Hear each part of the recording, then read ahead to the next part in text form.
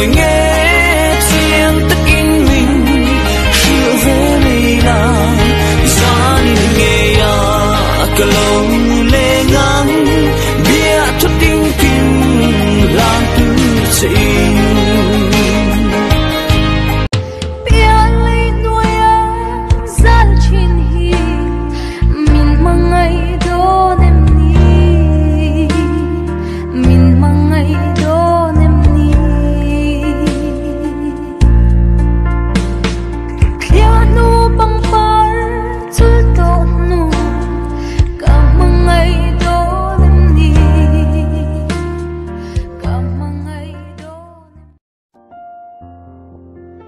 Kalim bel ti chuan kalungai na an hlia khu zo lova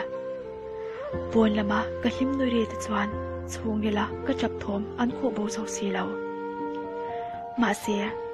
heng na so sai te hian ka malam pana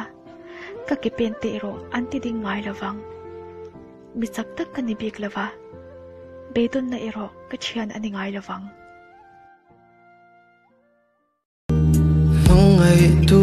chuan ngai chu amit tui tla phal ngai lo kia nga om min feng reng thi ni ang kia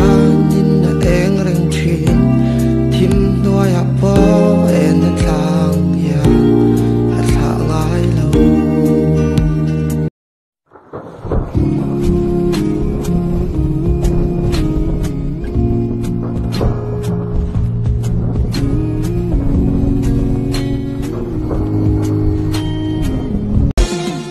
ta na thật chung chuang anh đi chu lăng lâu anh này nung chẳng lu nung pum ling pui tham anh này chung nung big leng đằng tê đồ ra tê cái chi cái chụp lại à chờ lâu em si anh tin lại là